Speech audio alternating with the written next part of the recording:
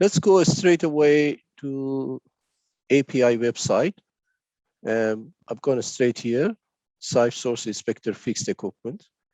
So before I go to the publication effectivity sheet, I want to give you a scenario, how actually this exam works. A few tips that you can see here: 3 hours, 15 minutes, 100 question, 100 are scored, but then the total question would be, there would be 10 questions, which is not scored, okay? So they call it pre-test question. So the reason is that they are actually checking that this question are the right one, as it understood by all. There is not been challenged by any candidates. So that's the reason, but it's shuffled. So you have to do 110 question in 3 hours, 15 minutes, or 195 minutes. Look at the exam tutorial if you're attending this. And so API has identified 4 levels for a source inspector. One is the entry level. Then there is a basic level that you know the basic. There is a supervisory level, and there is a mastery level. But you will be tested on a basic level. Okay, so you should know only the basics.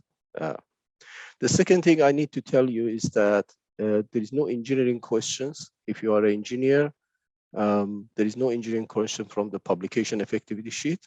So anything written there, you can forget about this. You don't need to concentrate. The third thing I need to tell you is that the requirement is that any experience in the oil and gas industry. So practically, you're not required to be a welding inspector, coating inspector, NDE examiner, and etc., or an engineer.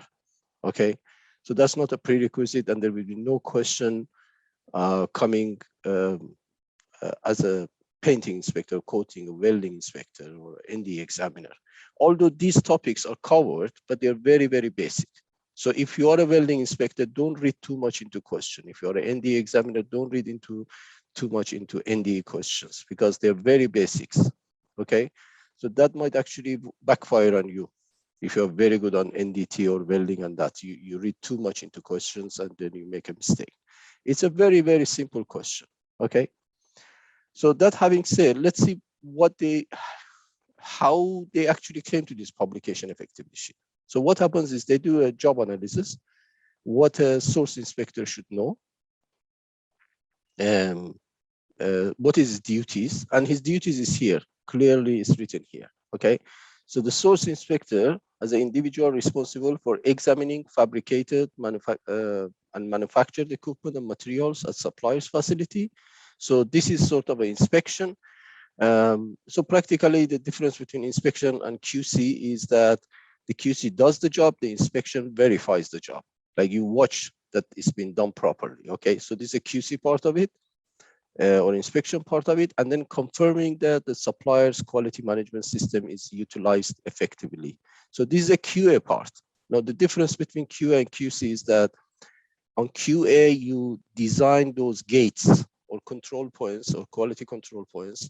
The QC actually implements those control points. I'll give you a simple example. You want to go from point A to point B. You want to drive there. You want to reach there. So you need a car. You need that your car should be insured. Your car should be properly checked, and it's got enough petrol. It's drivable, drive-worthy. You should check the roads, which roads you want to go. You should have some, say, water, something with you, some blanket in case it's cold. So these are the QA part. You design all these, and then you tick the boxes. And then on QC part, you check that everything is available, okay? So that would be like an analogy. So we have a QA part, we have a QC part, and then I'll delve. So based on your responsibility as a source inspector, that they would see that, okay, to do that job effectively, what you need to know. And that is where it comes to publication effectivity sheet. So based on that, they have designed the publication effectivity sheet.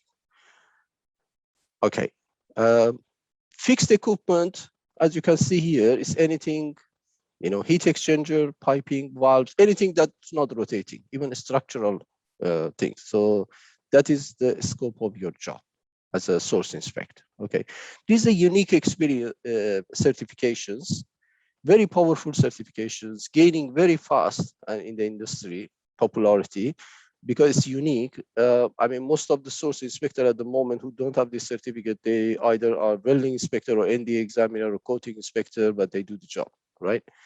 So this is a unique one. No other certification we have in the world that actually is like for welding. You have different certification bodies like C-SWIP, CWI, CWB from Canada, and etc. For coating, you have NACE, you have BIGAS, you are always competitors, but this is a unique one.